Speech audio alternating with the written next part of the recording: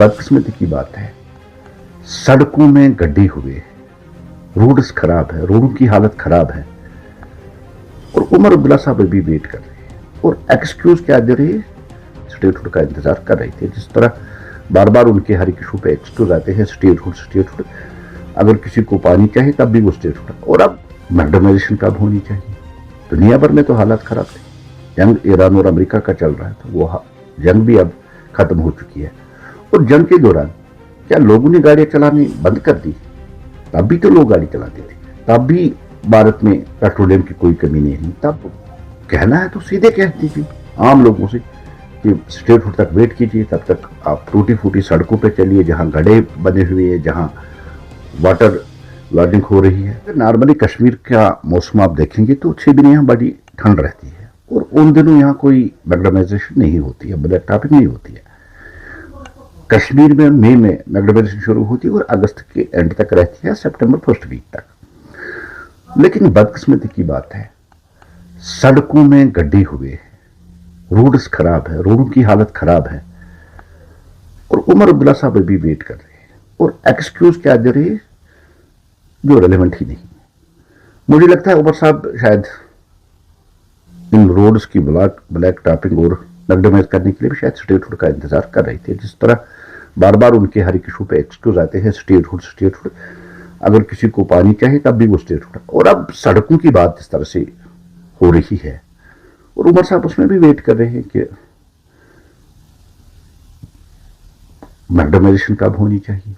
दुनिया भर में तो हालात खराब थे, जंग ईरान और अमेरिका का चल रहा था, वो जंग भी अब खत्म हो चुकी है। और जंग के दौरान क्या लोगों ने गाड़ियां चलानी बंद कर दी? तब भी तो लोग गाड़ी चलाते थे, तब भी भारत में पेट्रोलियम की कोई कमी नहीं थी, तब भी पूरे भारत में मैग्नेटाइजेशन हो रही है। अब हाईवे को देखिए ना, वहां मैग्नेटाइजेशन शुरू हुई है। हाल ही में तो 2 नई टनलें खुल गई, उनको मैग्नेटाइज किया गया। अब कश्मीर में आके या जम्मू में आके आप कह रहे हैं कि स्टेटहुड आने तक शायद रुकना चाहिए, तो ये लोग क्या करेंगे जो टैक्स देते हैं रोडों के लिए, जिन रोडों पे वो गाड़ियां चलाते हैं? तो उन लोगों को क्या आप करेंगे? क्या आपका फैसला वही है कि जब तक स्टेटहुड वापस ना आ जाए तब तक ब्लैक टॉपिंग भी नहीं होगी, मैग्नेटाइजेशन भी नहीं होगी? ये कोई तर्क नहीं उमर साहब।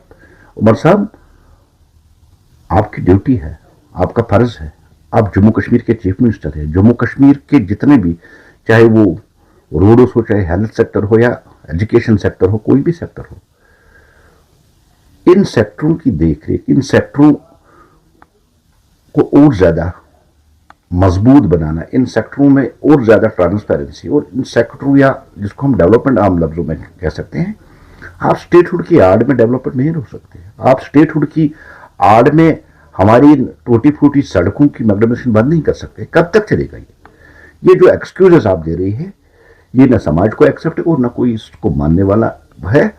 तो अगर आपको कहना है तो सीधे कह दीजिए आम लोगों से कि स्टेटहुड तक वेट कीजिए, तब तक आप टूटी फूटी सड़कों पे चलिए जहां गड्ढे बने हुए हैं, जहां वाटर लॉजिंग हो रही है। तो ये कोई रेलेवेंट आपका एक्सक्यूज नहीं है और एक्सक्यूज वाली सरकार हमेशा एक्सक्यूज ही दे रही है।